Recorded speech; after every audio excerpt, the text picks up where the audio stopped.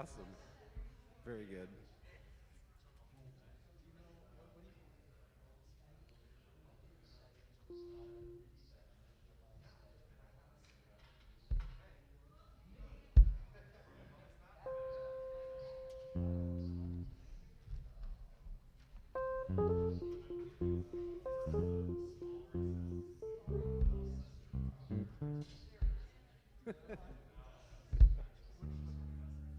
No, I am totally. I need a chart. I need a whatever. So you guys just jam.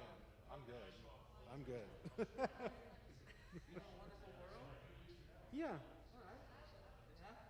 Sure.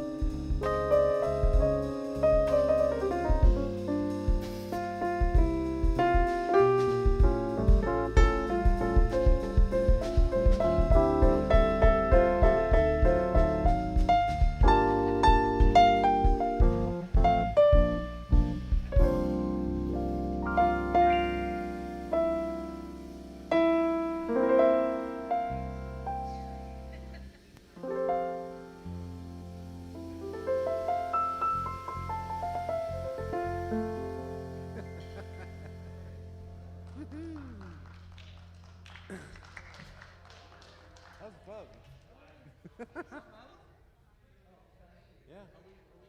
We got 2.5 minutes, or two and a little bit. Let's see, what else do I know?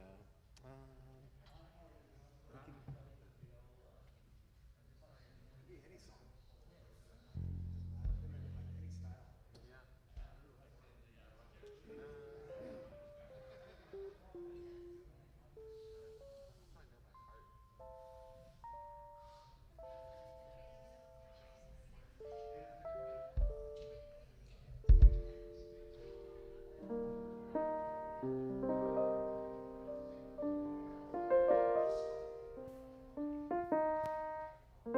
Is that right?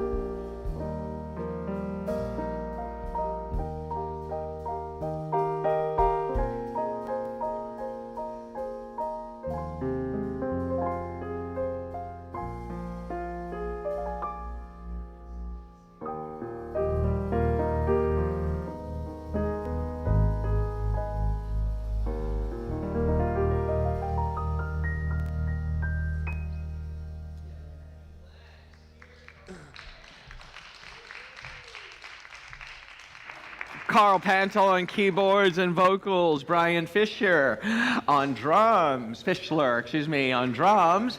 I'll get both of your names right one day, I promise. Cal talking to Callie as well, and Jeremy Lieber. Thank you, our band today. And welcome if you're joining us on Livestream or here in the room. We're so delighted to have you with us on this gorgeous, gorgeous sun-filled day here in San Francisco and in our consciousness.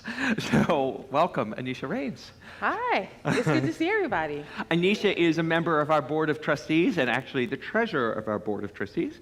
And so delighted to have you with us on platform today. Thank you. And we have another little surprise. Anisha's going to be doing something else for us later in the service. So I'll explain more about that later. But we wanted to take this opportunity to say hi and welcome to everyone, and also to welcome you to this weekend, the Martin Luther King Jr. Birthday celebration weekend. And there's a lot going on in the world, and there's a lot of reasons that we can take this moment to center ourselves and be present with what that means. Right? What does it mean in our lives? What does it mean to the people we love? And what does it mean for the world? Right? You grew up, as you're going to talk a little bit about, give a little bit of a spoiler. You grew up in Detroit, right? Yeah, Right? I grew up in Detroit, which is, it's a city that has gone through a lot. And yet I love the resilient spirit, so yeah. Yeah, and after the last 2 years with the Black Lives Matter awakening, if I can call it, the wake-up call, maybe that might be a better phrase for it, wake-up call for all of us to be more present and open to it. How we go through this is shifting and changing, and that's I think, a good thing. I think it's always important to bring awareness and see the shift. And even though there's a lot that's going on that went on last year, there's still a lot going on this year.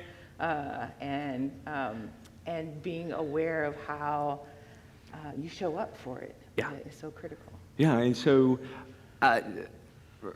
where's Elaine and Brian? Elaine and Brian are helping us check vaccines at the door today.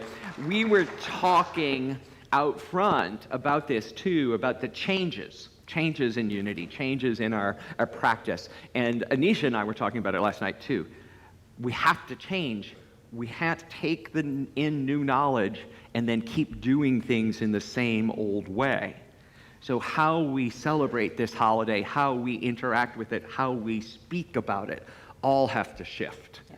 And that's scary and awkward. Even if it's not scary, it can be awkward.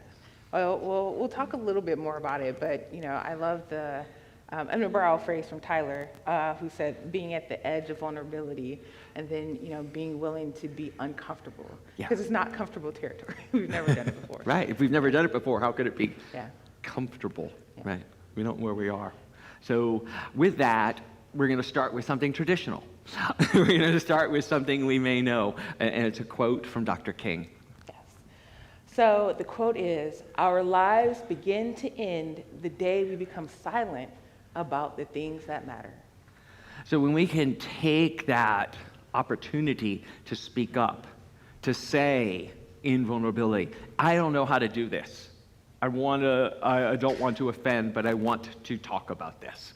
Right? And to have those critical conversations, those crucial conversations, that's how we change the world, one conversation at a time. And for another traditional, I'm going to invite Marcus J. Page to platform for our opening song and a lead into our opening prayer. You may know this. And we're going to be blessed by Marcus's rendition of Lift Every Voice.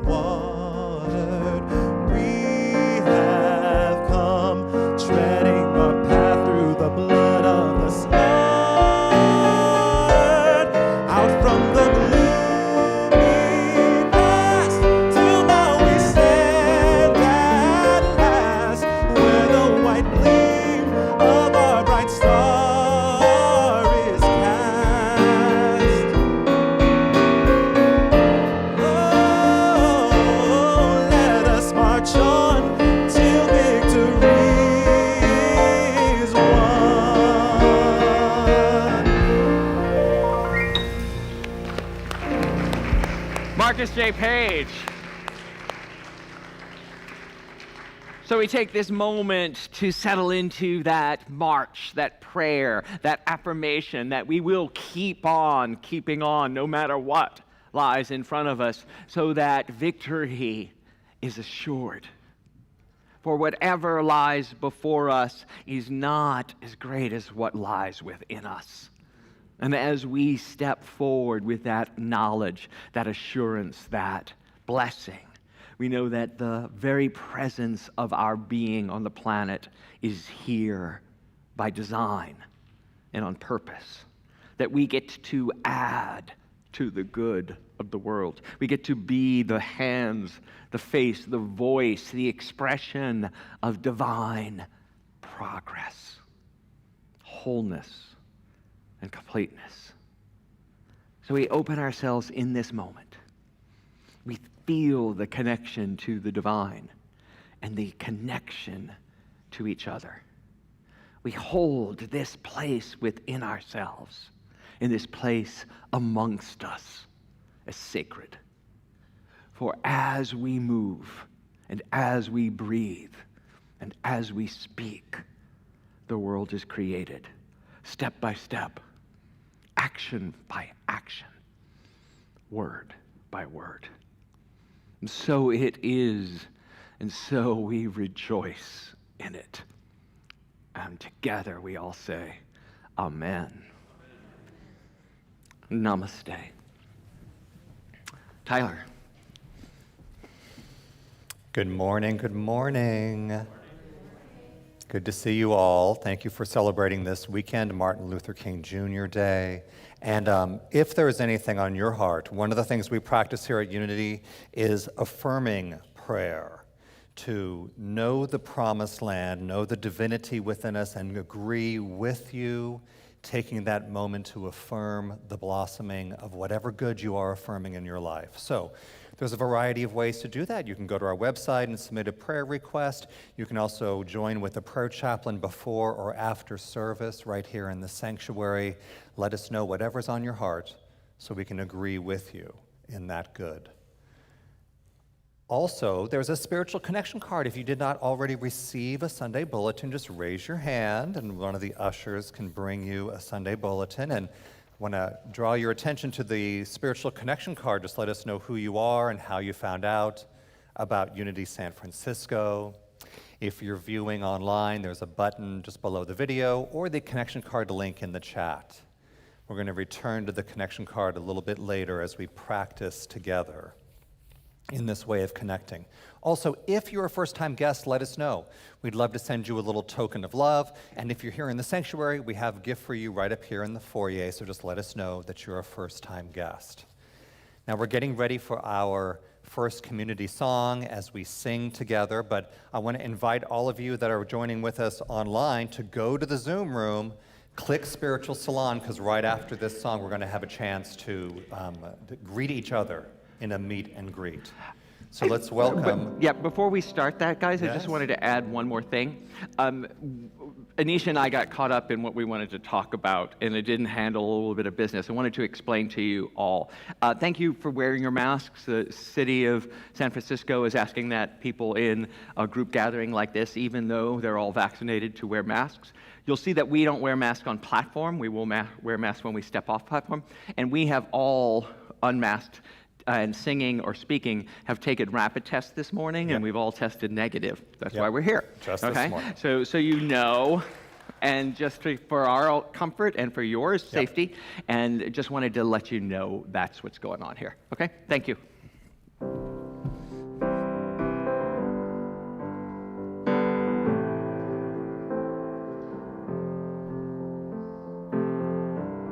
When you're broken down and tired,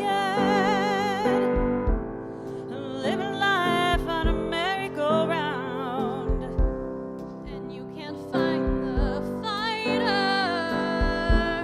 but I see it in you, so we gotta walk it out. Move mountains, we're gonna walk it out and move.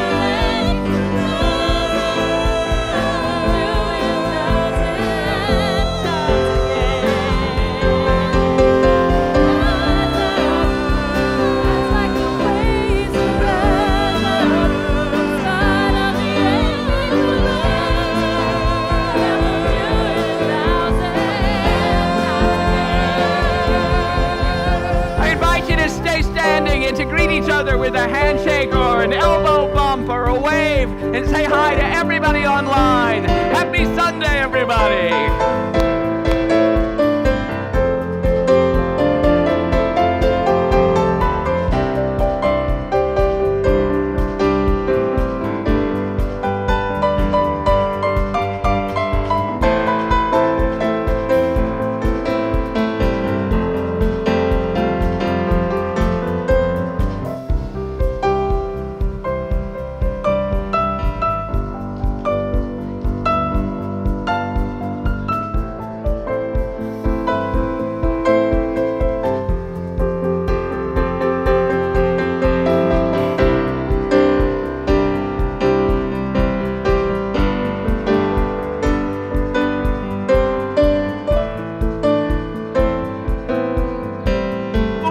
Hi, everybody. We are going to throw it back. We're going to take our seats as you're willing and able. And we're going to throw it back to Reverend Ken up on the platform. Hi, everybody. I see a full Zoom room back there, too. It's so delighted to have you on Zoom, or if you're watching on our website or YouTube, so delighted to have you with us. It is now time we're going to switch up the order of service a little bit, and we're going to do the blessing of the children right now. And JD and I saw him here, JD and I came across this video when we were watching Pixar shorts with our kids this week. And it so moved me and us that I've shared it around on Facebook and other places, but I wanted to share it with you. So this will speak for itself. Pixar. We're told to be different than we are. For those of us who have had rocks put in our backpacks, or for those of us who have put rocks in other kids' backpacks. This is an opportunity to reset and to welcome the whole spectrum of the human expression in all of its forms as divine gifts. Our affirmation is, you are God's perfect expression of divine life. We see you and we love you exactly the way you are. Can we know that together? You are God's perfect expression of divine life. We see you and we love you exactly the way you are. And so it is. And now I'd like to welcome back to the platform Marcus J. Page and our music team for a special song. Thank you.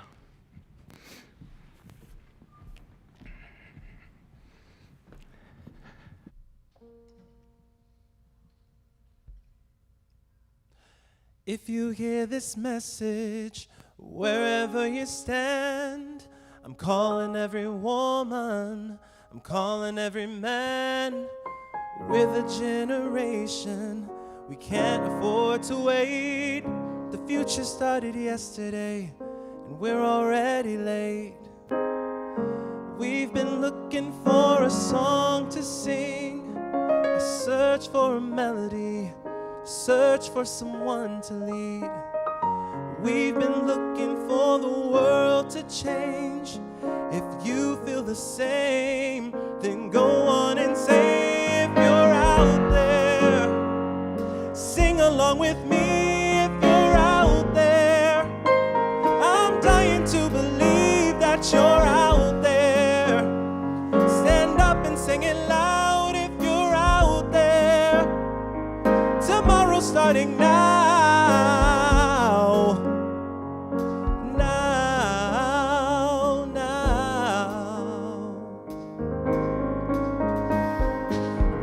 Broken promises, no more calls to war, unless it's love and peace that we're really fighting for.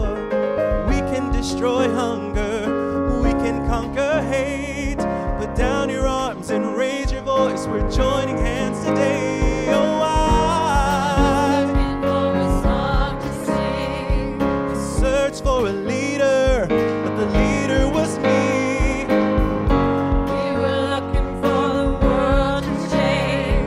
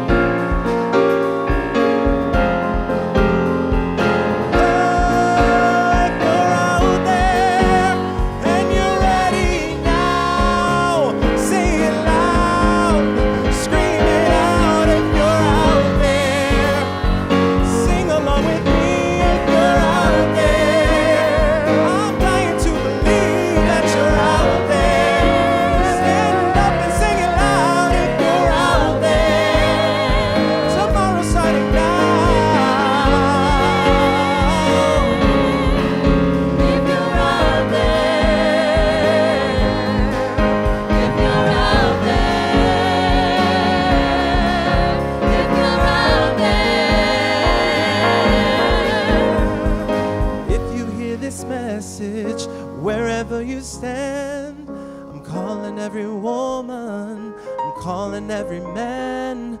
We're the generation, we can't afford to wait. The future started yesterday, and we're already late.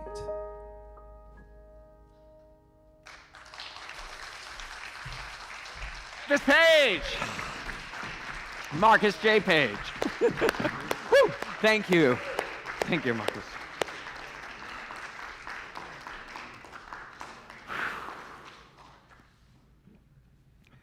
The future started yesterday.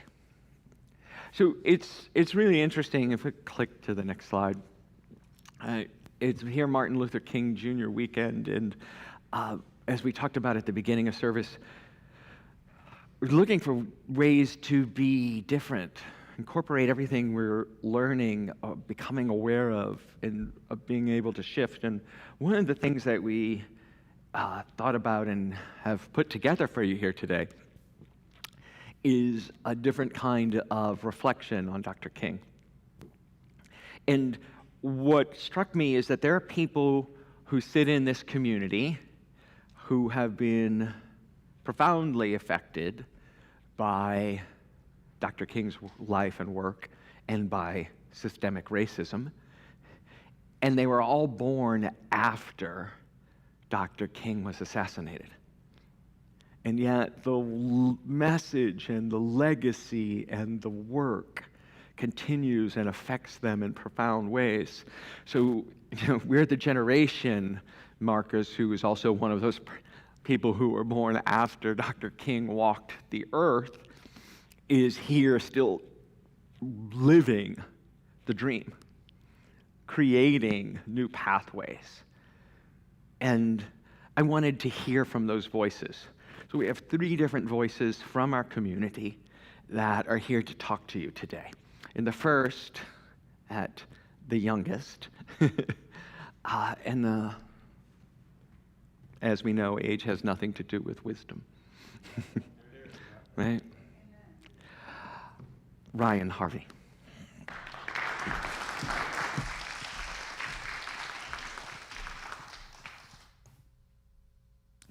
Martin Luther King Jr. was a father, a pastor, a teacher, a hero. But for me, I am ashamed to say that for most of my life, he was just another man that I learned about in a history textbook. I grew up on a first-name basis with the police officers in my community, and I went to a military school that I loved. So the idea that someone would judge me differently because of the color of my skin was incomprehensible. The idea that there was any corruption in the police force or the military, even more so. To me, equality wasn't a question. It was a certainty that I took for granted.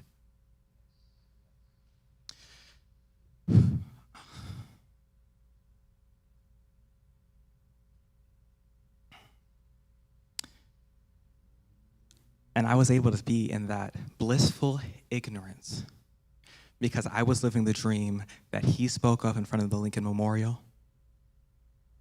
I can vote without fear because he fought for it on Selma's Bridge. And I can stand on this platform and talk to you today because he died for it, because he died for me. And that was really hard to understand. I couldn't even begin to comprehend what he had done for me until I started to experience, or I started to have my own experiences of racism. The first time I recognized that I was experiencing racism was during a Halloween when I was 11 years old.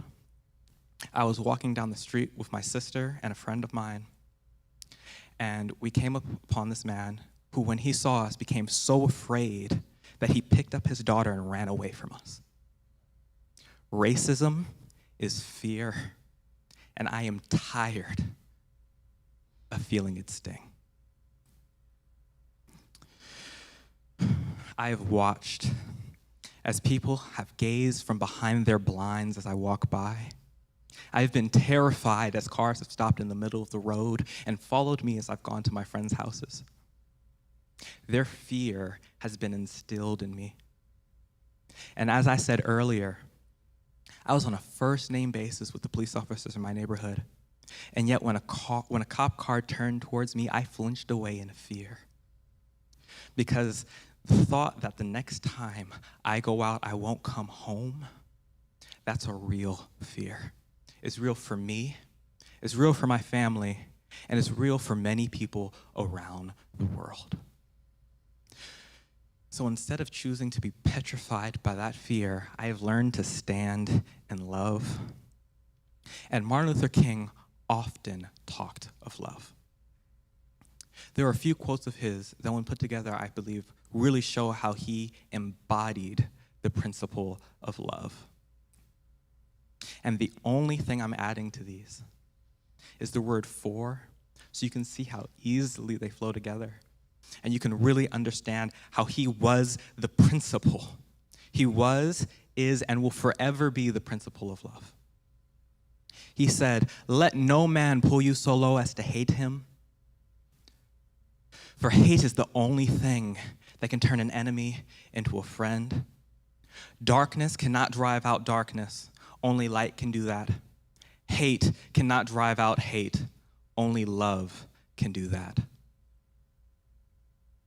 And no, his work is not yet complete, but he has given us the tools to continue it. And it may be hard to choose love, but he has shown us how to have compassion. How to have compassion for the parents that are afraid for their children, for the families that stare from behind their blinds, and even for the individuals who will stop and impinge upon your character because of the color of your skin. They are all coming from a place of fear, and he has shown us that we can face that fear with love. For once again, darkness cannot drive out darkness. Only light can do that. Hate cannot drive out hate. Only love can do that. Thank you.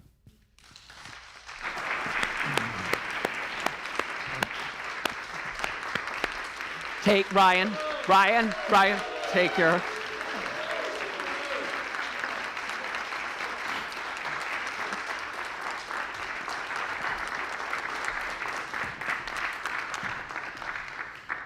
"21, I'm just saying."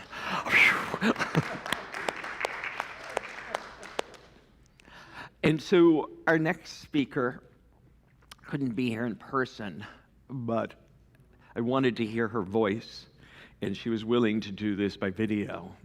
So I am honored to present to you via video, Shantaria McGibb. Good morning and happy Martin Luther King Day celebration and holiday. I just wanted to share, and I'm so grateful to have this moment to share with you the short story that I have about my experience with Dr. King. You see, growing up, even though I was born just shy of 10 years of the 1964 Civil Rights Act that he was instrumental in making happen, I really didn't learn much about Dr. King in school growing up. It didn't matter though, because I was fortunate to be raised in a family where my mother told me about her experience sitting at a counter in Louisiana and getting milkshakes poured on her head. She also shared with me other stories, my aunts and uncles' stories, many of whom had the same experiences of being denied work, access, education. My father telling a story that he is alive today because he was able to outrun his friend who he had to watch be lynched by a white mob because he was hiding.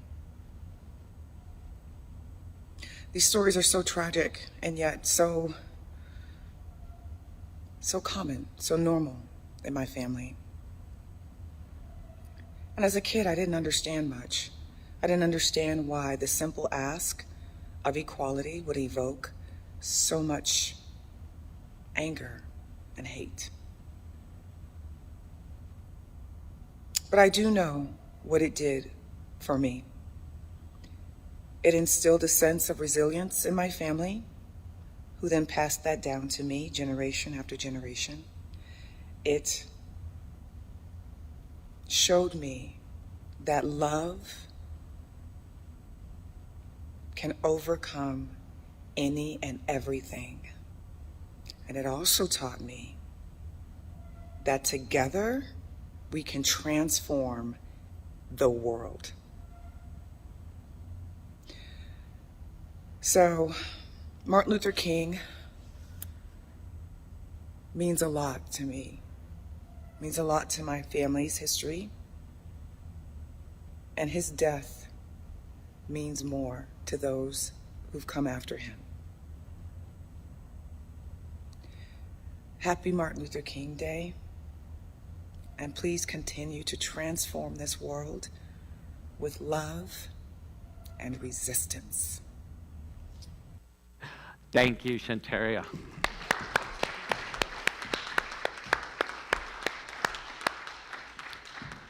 And I love this quote too, never succumb to the temptation of bitterness. Right? And we know anger can be intoxicating. Right? So for our last speaker in this series, I'm going to invite back up to platform Anisha Rains. The floor is yours. And then I'll come back. Thank you. Okay. Thank you both, Shantaria and Ryan, for those really touching stories. My own is about growing up in Detroit. I also obviously was born after the assassination of Dr. Martin Luther King. So for him, he was, for me, a really abstract figure. I learned about him in the history books. I learned about his message.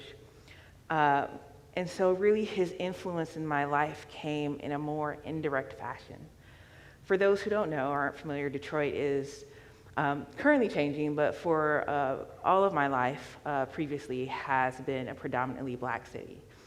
And what this meant was that most of my personal interactions, my family, my friends, were with other black folks. People who looked like me, people who identified the same as me. There were still interactions with people who didn't look like me, people who didn't identify, but those were more formal. Those were in the form of teachers, store owners, and truthfully, it was always usually fraught with what we kind of call today like microaggressions, where you feel that judgment, where you feel evaluated as not good enough, where you know that someone is looking at you and is either afraid or hateful. And it came out in like ways of just like being followed around the store, being told that your hair is unprofessional so you can't get the job. And this was, even in my experience, my parents had even more kind of from microaggressions to actually aggressions.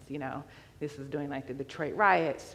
Obviously, my father, being a black man, has been harassed by the cops many times.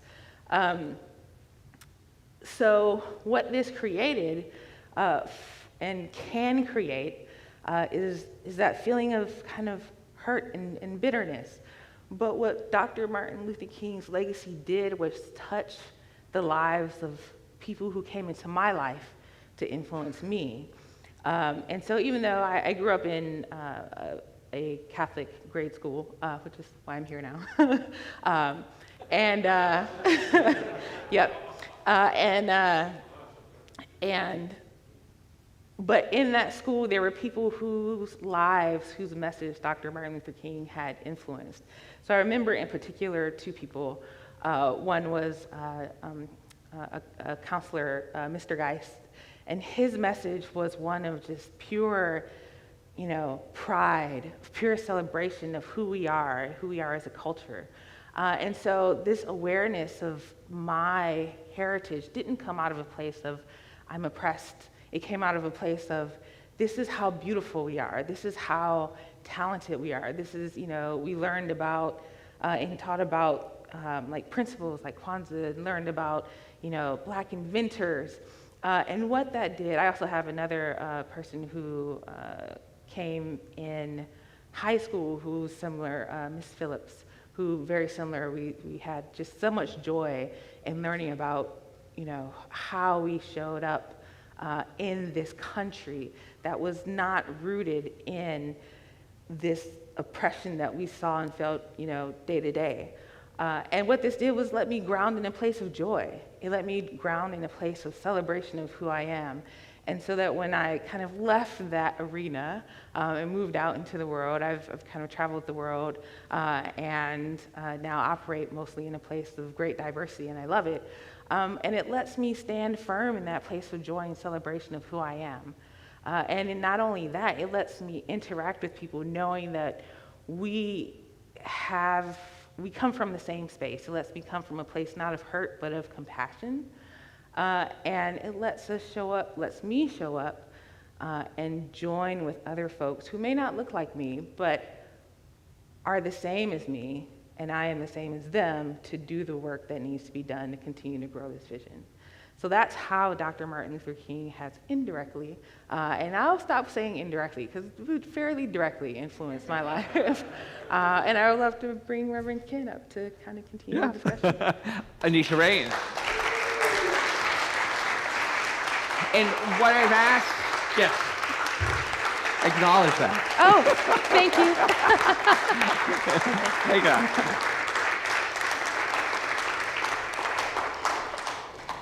You deserve to be seen and known. Right? Yeah. Right. It's a challenge sometimes. Yes. Oh, yeah. And that edge of vulnerability, right? Again, Tyler's statement, standing on the edge of vulnerability. And we talked last night, we had a conversation last night, and we talked about this. And that I also went to Catholic school, right? If maybe that's why we're here together, because we, 13 years of Catholic school, from kindergarten through senior of high school. Oh, wow. Yeah. Yes, that was But mine was, and I didn't know it at the time, a white flight suburb. okay. Right? And so I had people of color in my life and in my schooling, but it was very, very limited, and the interactions were non-existent, right? And so to move to New York, moving out of Detroit and moving to the West Coast, and I moved to the East Coast, and to find true diversity was just mind-opening and scary and wonderful. Yeah. And what's so interesting for me, and I hope for everyone, is that it's still scary. Yes.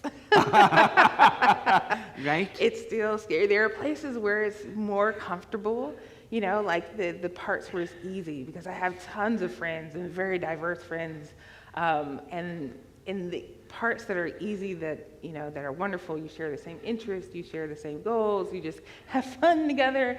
But there are parts where it's not easy. There are parts where sometimes people have, unintentionally say something that's hurtful, or even during the last, during the reawakening of Black Lives Matter, it was really, you woke up and you just choked with grief, and how do you show up, then? And that's still difficult. Yeah, and I remember the last time we were on platform together, we were talking about the Kyle Rittenhouse verdict, and how horrible the whole situation was, and how painful it is, and are trying to see humanity everywhere and compassion everywhere. And we talked about this last week too. My white stone was compassion, and we talked about yours is? Mine is, it's in pencil as you can see, but mine is courageous. Courageous compassion, I right? love it. And to be brave enough to step out in that vulnerability is, is great to be growing that way. I think and for those of you who don't, I serve on helped create and serve on the Diversity, Equity, and Inclusion Task Force at Unity World Headquarters. And it is a group of people who all agree that this is necessary. And they are all part of diversity in some way. We have gay people, we have people with disabilities, we have people of color, and it is a rich conversation, and it can be so awkward, and it can be so painful, and you can see the hurt, right? Because the expression hurt people is true, and we sometimes react to something that's said rather than asking to understand. And I find myself doing that frequently, just having my reaction rather than asking, tell me more. Yeah, I like that, because it's coming from a place of curiosity, and I've found that same. I needed to really take a step back and come from that place of, compassion. And the hurt is still there, but it requires both of us working through, that hurt. It has to, acknowledgement of it. And then, me looking at, and then, the other person looking at, like, why does this hurt? Like, what can we do about it? But first, like everything else, is the acknowledgement, and then letting go of that bitterness, and not coming from a place of anger, and that takes practice. Yeah.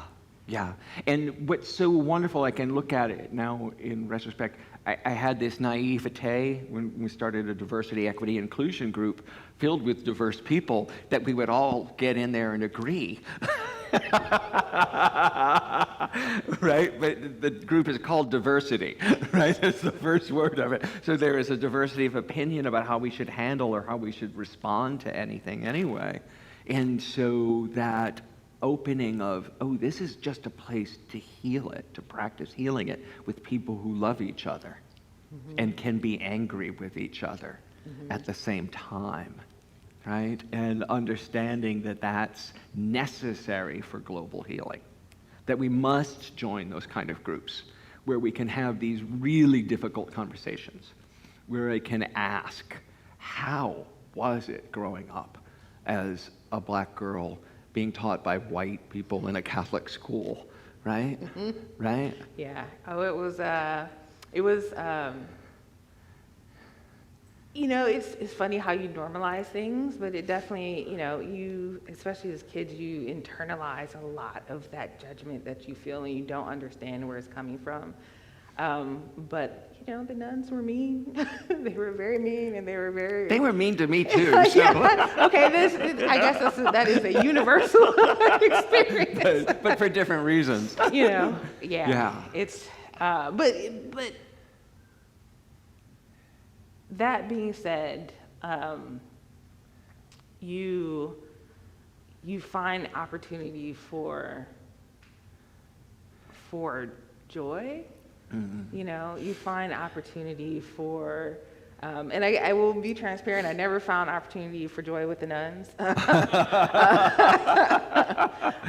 I found it in, making new friends as I transferred schools and getting to know new people. And even when I moved just like 45 miles away from Detroit to Ann Arbor, but to University of Michigan, which is, a huge campus, and just tons of people, and, making new friends in the dorms of, again, people who didn't look like me, but people who are me as much as I am them. And that, for me, has always been a source of, connection. Joy is a source of joy for me, which is the connection with other people. Yeah. Thank you. Thank you for that joy. And it ties it right back into why I chose that video for the kids today, right? Because your expression is beautiful, right? And want to celebrate it, and seeing how we get scared of what's different. And we all do it as human beings, right? So that's the journey, and the legacy that Dr. King has left us is a rich opportunity to be different than we have been, because we're trying to create something that has never existed. We're trying to create something that has never existed in the world, right? What the status quo is no longer acceptable. Yeah. So this is going to be awkward, and I'm going to make mistakes, right? And it's going to feel weird, and it's okay. And I think that's the ground we have to trod to make that dream of his more of a reality. Dream for all of us. So I have a way I want to wrap this up, and we're not going to do a meditation like we usually do, but we're going to do a meditation song, one that we sang last week. So I'm going to ask the music team to come up. And you know it's the song we did last week, You Are the Face of God. Oh. Right? Cool. I want to say that to you. You are the face of God, right? And we're going to sing it again as a group and use this as our meditation.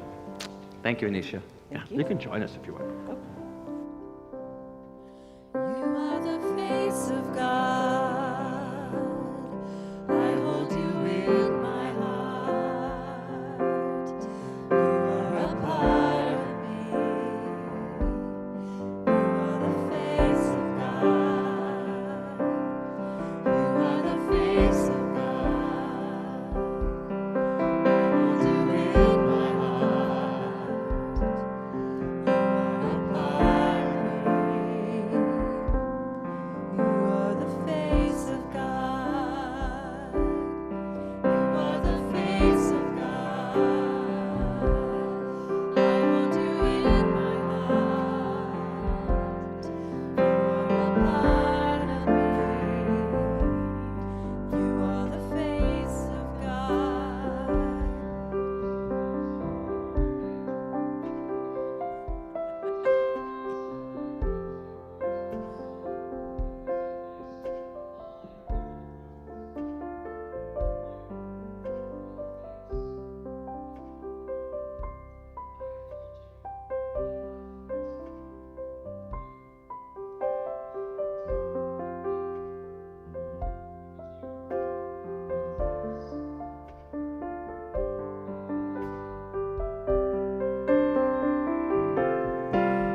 are the face of God.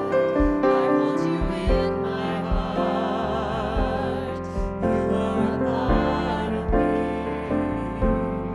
You are the face of God. You are the face of God. I hold you in my heart. You are a part of me. You are the face of God. You are the face of God. I hold you in my heart. You are a part of me.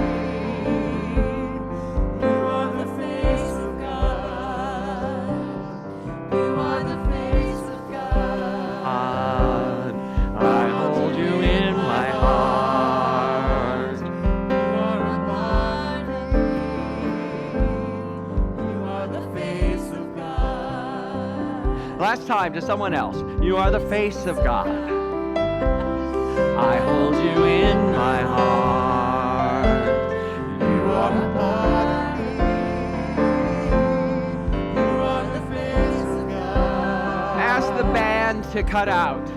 And in the silence, I'm going to ask you just to do the sign language. Find one person, connect with them, and tell them who they are.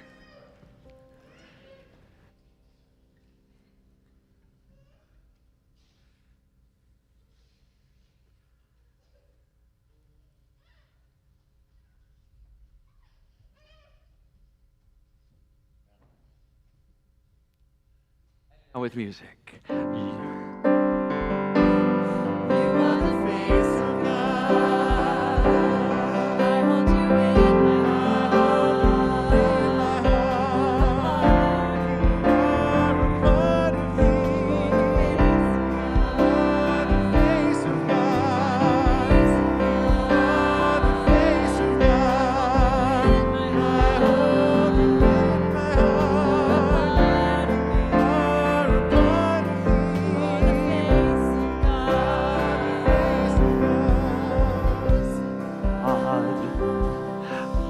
are the face of God. You are the face of God. You are the face of God.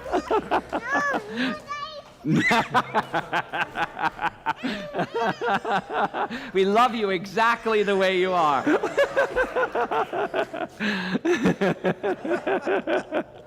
Here's his mask. Okay. Thank you. Thank you. Tyler, come on up. So we just have a couple quick announcements. Tyler, we do the spiritual connection cards. Okay, all right. We love him exactly the way he is, and ourselves, and our neighbors. I invite you to check out your Sunday bulletin, the spiritual connection card. You probably already filled out the first half with your name and information, but there's something that we call spiritual practices.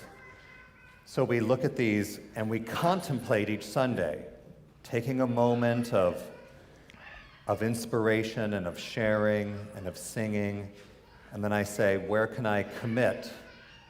Where can I set an intention? So there's a couple different choices here. See if these work for you, because right now, choosing to join with us, choosing to dream large and to share your vision. Choosing to join the chorus of voices of light and of love. Find those voices and join. Choosing to acknowledge the face of God where you least expect it. Choosing to rise up and to move mountains. So we're using this weekend of MLK Jr. We're using this moment of Sunday morning together in community. These people who have shared from the heart. For all of us to rise up. There's also a space for you to fill out your own intention, and you're going to drop this in the offering basket using your intention to send forth your consciousness, your commitment, and drop this in the offering basket. If you're viewing with us online, then you can click the spiritual connection card button just below the video or the connection card link in the chat if you're on Facebook or YouTube. Now, we also, every Sunday, give an opportunity to give of our love and of our finances to Unity San Francisco, to give our support to the community that serves each of us. And so there's a variety of ways. One way to give to Unity San Francisco is using your cell phone and texting Unity SF to 44321. Or you can use the white envelope that's in the chair back in front of you. If you're on the internet, there's a button for donations or the donation link in the chat. So thank you for sharing your love and your support with Unity. And also, we always ask someone to share why they give to Unity San Francisco, so let's welcome back our treasurer of the board, Anisha Rains. Oh.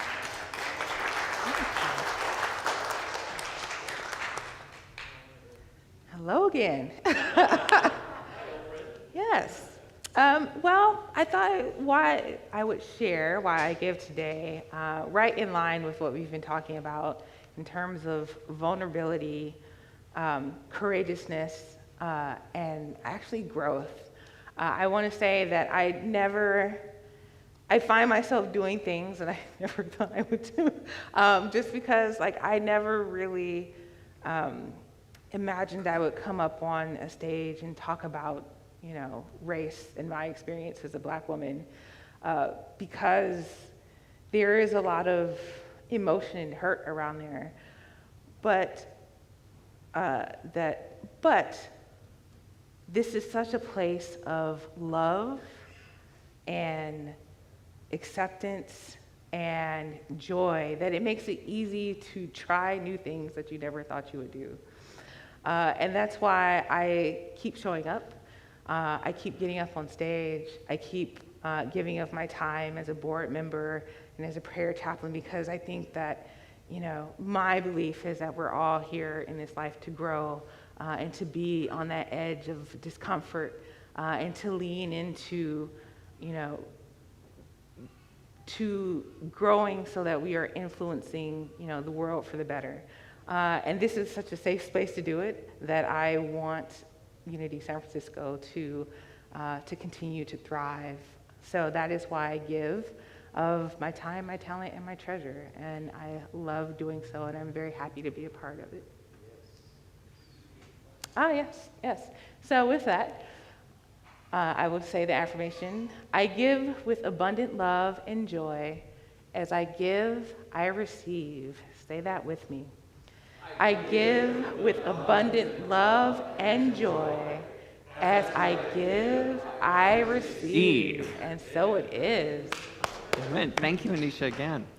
Either way, works. So join us for Sunday service. Tyler, you want to talk about that? Every Sunday, right here, 11 a.m., both in person and on the internet. Join us in the Zoom Spiritual Salon Room. When you come in person, just bring your vaccination card if you haven't done so already. And again, thank you everybody for we always want to comply with the city and the state regulations, so we wear our masks, and those of us on stage, we do our morning tests. Yes. To make sure My that nose we're tickles. negative. Right. Learning to do it myself. Yeah, right. Fabulous. So 2 different Absolute Abundance courses. Not this Wednesday, but the following Wednesday starts the Year of Abundance. It's 11 classes spread over 11 months with small group work in between and personal meetings with me as a way of changing our abundance and prosperity consciousness by changing ourselves, by tiny increments. We know that if we change just the dial an inch or 1 degree a year out, the change is miraculous and substantial. And this is a way that we can build a lasting legacy. Also, if that's way too much for you, if you haven't taken Absolute Abundance already, First Steps, the beginner course of Absolute Abundance, starts Tuesday with Deanne. It's all on Zoom, and you're in a co-teaching with the students of Unity in Marin. So you can join online for 6 weeks for our first steps. And as I always say, baby steps are not small for the baby. They're life-changing, right? And they're Herculean. Yes, yeah. yes. So please sign up online and join us for that. Yep, with Reverend Deanne. Also, we're going to be having our class with our licensed Unity teacher, Dave Cooperberg, and this is going to be the 5 principles of Unity teaching, the basic 5 principles. So Dave, raise your hand, yeah. Dave's right here. See Dave for more information after service, and also go to the website, find out more information about all of these classes. This class, 5 principles, on Sundays from 1:30 to 3:30, both in person and on Zoom with Dave. Right. And then we're also going to be doing vision boards. Part of our every new year, we do the white stone ceremony, and then we always do vision boards. So next Sunday, right after service from 1 to 3, join us in the community hall downstairs. We're going to have lots of materials and glue sticks for people to create their own vision board. And tons of magazines. And bring another magazine if you'd like. Scan through your magazines, find those photos, tear them out that give you inspiration. We're going to compile them into your own vision board.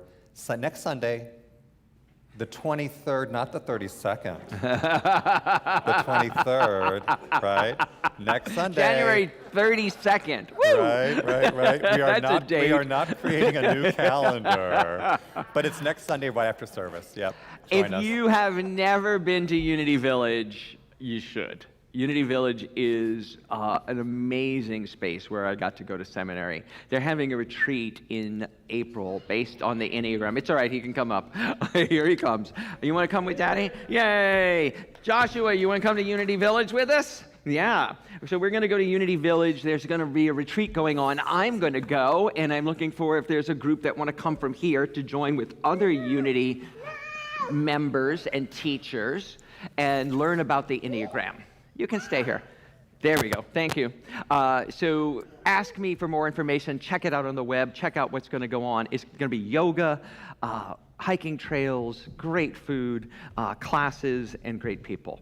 That's the weekend after, April 21st through the 24th, right after Easter at Unity Village in Missouri. And then today, we have a town hall meeting to talk about the exciting topic of earthquake retrofitting. And it's exciting because we have this one opportunity to do it when we renovate the building. Right. So I want to talk to you about what the decision is, and members, people who are members of Unity San Francisco, can vote at the annual meeting, which is in February, to decide what we're going to do and how much we're going to do. So it's an important decision that, quite frankly, I don't want to make without you. So please come, find out more information, and put your voice into this process and to this decision. And also to renew your membership, there are forms downstairs. Yeah. Because every year, all of us that are members renew, and then you can vote. But also, if you're a member, you can also renew on the internet on our website. Correct. Yes. Yes, you can do it on the web. If you want to become a member, speak to me or to someone else Yes. about Yes. how to do that Lovely. as well. Right? And we always have, or we have had affirmative prayer yoga with our wonderful Dr. Rain O'Connor. Now it is on hiatus until February, but it has been Sundays and Tuesdays. Go to the website, find out to make sure that we're meeting. I've been really enjoying our wonderful time of yoga on Tuesdays and Sundays, but it is on pause, and we're going to announce in February when it resumes. We'll announce it, right? Oh, You can- thank you to everybody, not only to everybody in attendance who together we create this space of song and of coming together and of setting our hearts and our intention in motion, but also thank you to the governing board, to the people who serve this vision. Thank you to Ken and Deanne and to the prayer chaplains, to our audiovisual and to our music team. Just thank you everybody for helping create every Sunday morning together. Yeah. He's got my phone, so he's happy now. So, where'd you go? Okay, there you are. You can make phone calls. All right. So, last week we talked about this. This is our white stone as a community. And I'll say it once, and that is to affirm it as the music team comes up and gets ready for our closing number. I commit to creating a world of safety, equity, and equality. Can we all know that together? I commit to creating a world of safety, equity, and equality.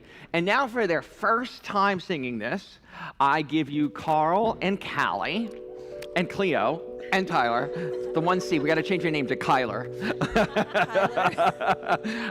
Singing I Release. I invite you to stand as you're willing and able and join with us in this closing song. There was a time in my life where I thought I had to do it all myself.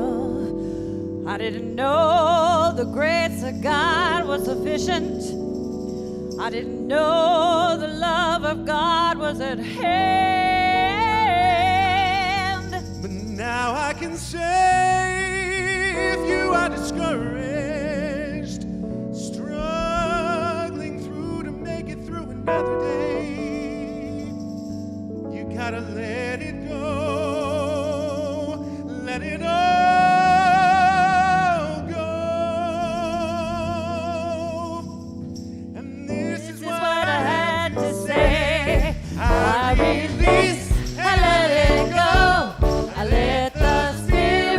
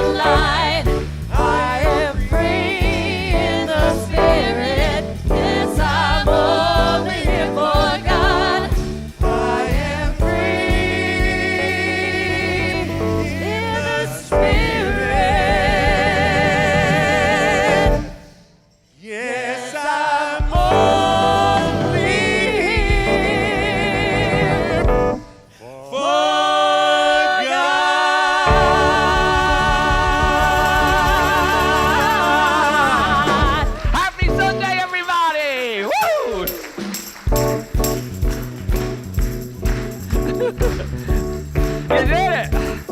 Woo!